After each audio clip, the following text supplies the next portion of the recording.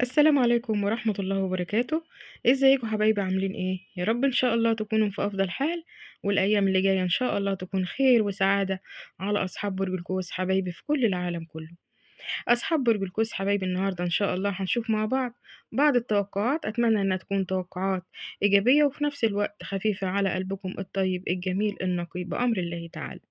قبل ما نبدأ اي شيء، اصحاب برج القوس حبايبي، هنسمي الله، هنقول بسم الله الرحمن الرحيم، وهنقول اللهم صل وسلم وبارك على سيدنا محمد عليه الصلاة وأفضل السلام. أصحاب برج القوس، أتمنى منكم اللايك يا حبايب قلبي، متنسوش اللايك الاشتراك في القناة، واللي أول مرة بيشوف القناة بتاعتي يبتدي إن هو يشترك ويفعل الجرس يدعم القناة، قناة برج القوس. وإن شاء الله هتكون كل فيديوهاتنا بأمر الله متاحة لأي حد بأمر الله. هنسمي الله ونشوف أخبار برج القوس.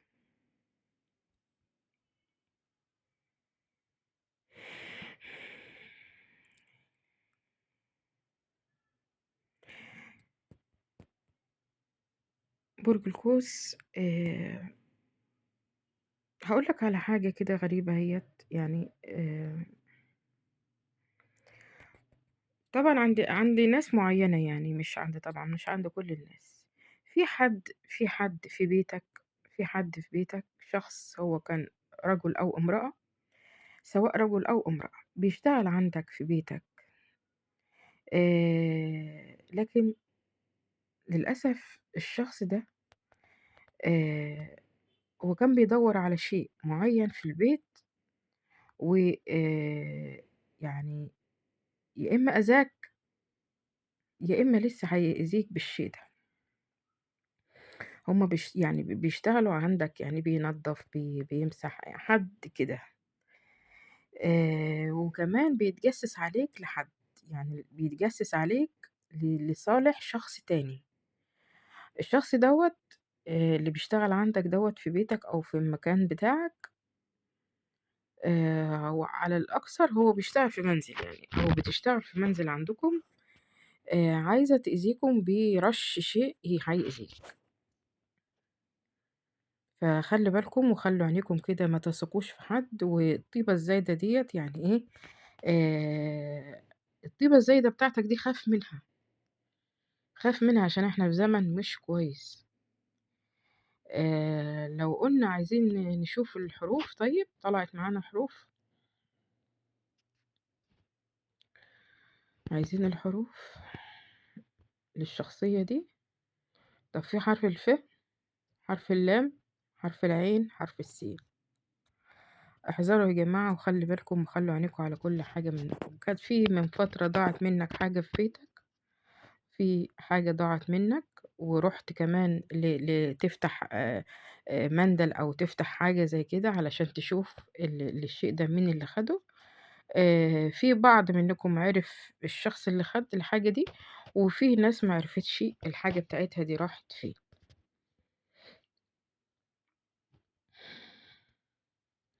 طب عندك هنا شهر رجب، يعني ما شاء الله، بسم الله ما شاء الله، ولا حول ولا قوة إلا بالله. شهر رجب ده هيكون فيه فرصة ذهبية، هيكون في فرصة ذهبية ليكم أصحاب برج القوس أو بعض من أصحاب برج القوس. هيكون في شيء من حظك ونصيبك، وعوض كبير جدا جدا جايلك بعد كل التعب اللي انت شفته، أو اللي انت عشته، أو اللي انت قسيته. الفرصة دي انت سبحان الله مستنيها من سنين وبتبحث عنها، وحاجات كتيرة انت يعني دخلت فيها علشان تلاقي الفرصة ديت، ولكن ما فيش حاجة بقت بالنجاح يعني او كده. انما الفرصة اللي هي جايالك ديت ان شاء الله بأمر الله هيكون فيها العوض الكبير.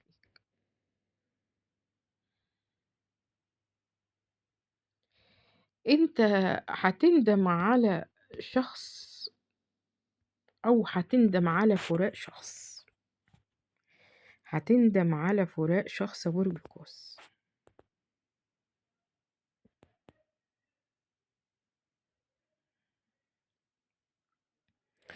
طيب عندك كمان في أموال إن شاء الله هتكون بين إيديك، أموال حلوة جدًا، جدًا، أموال كتيرة بأمر الله هتكون بين إيديك يا برج القوس بعد معاناة وبعد صبر وبعد أشياء كتيرة جدًا، جدًا حصلت لك في حياتك. في ناس قاعدين لك كده على الواحدة، ناس قاعدين لك على الواحدة عايزين يشوفوك أنت هتوصل لإيه أو هيكون معاك إيه أو إيه حياتك دي.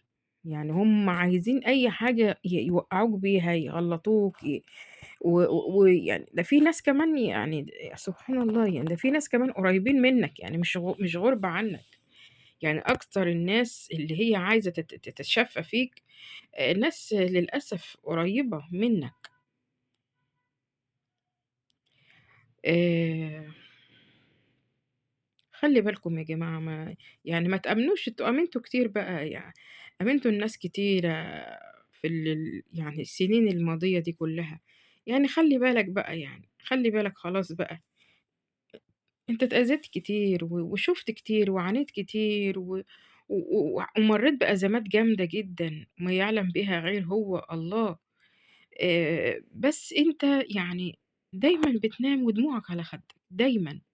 يعني سبحان الله حتى لو أنت فرحان دايمًا يعني كده عندك روحانيات وعندك طقوس كده بينك وبين رب العالمين حلوة جدًا، جدًا، يعني قلبك ده رهيف جدًا، قلبك ده متعاطف مع أي حد، وكمان خصوصًا لو أنت سمعت مثلًا آية قرآنية أو دعاء آآ ب بتشعر إن كل جسمك تزلزل.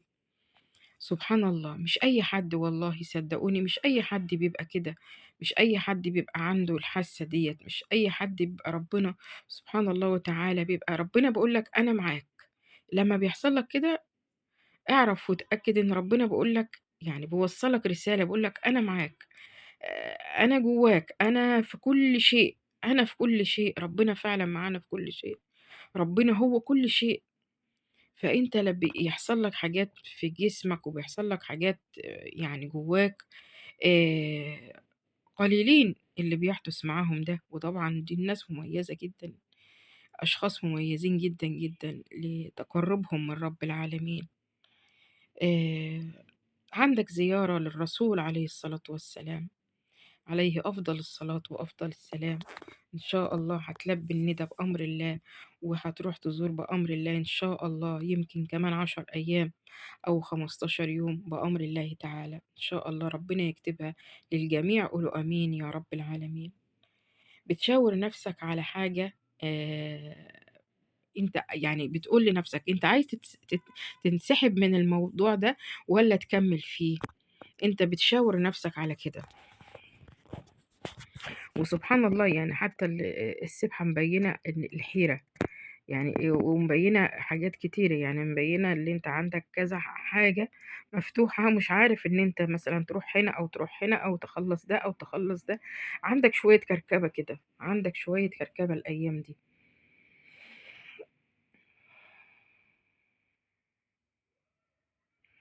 في بعض منكم عايز يستقيل من الشغل بتاعه، طَب ليه؟ الخطوة دي مش حلوة خالص دلوقتي ولا ده ميعادها ولا ده وقتها. اصبر، اصبر بس شوية كده إن شاء الله هتنول وهتوصل، والله هتوصل للي أنت عايزه، والله ربنا هيجبر بخاطرك جدًا، هتمتلك شيء، أنت هتمتلك شيء أكيد بأمر الله، إن شاء الله هيكون عندك شيء باسمك، ويمكن أكتر من شيء كمان هيكون باسمك، إن شاء الله وبأمر الله تعالى، بس اصبروا شوية، يعني إن الله مع الصابرين، ما تستعجلش. طيب عدوّك اللدود، عدوّك اللدود. آآ هل أنت منتظر من العدو ده شيء؟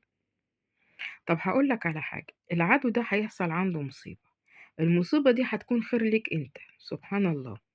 المصيبة ديّة يعني مش هاقول لك إن هو خلاص هيتوب ويبقى إنسان طبيعي، لأ، هي هتفوّقه شوية، الفوقة اللي هي الشوية ديّة هيعترف لك بشيء كان مخفي عنك أو هيعترف بحقك أو هيدّيك حقك، يعني المهم إن المصيبة اللي هتحصل عند عدو ليك ده هيكون خير ليك أنت. أنت سامحت كتير يا برج القوس. أنت سامحت كتير جدًا، جدًا، وهتسامح تاني، هتسامح تاني لإن دي شخصيتك. في شخص عاوز يقرّب منّك وهيكون مفاجأة ليك، شخص غير متوقع خالص من ناحية العاطفة، يعني هيكون مفاجأة، هيعترف لك إن هو بيحبك، هيعترف لك إن هو عاوز يقرّب منّك، برغم إن أنت حياتك فيها حد، يعني أنت حياتك فيها حد تاني، بس أنت يعني في عنصر المفاجأة هيكون عندك الفترة دي. عندكم حد مؤذي جدًا في عيلتك أو عيلة الشريك، في حد مؤذي في عيلتك أنت أو عيلة الشريك، احذر وحذر.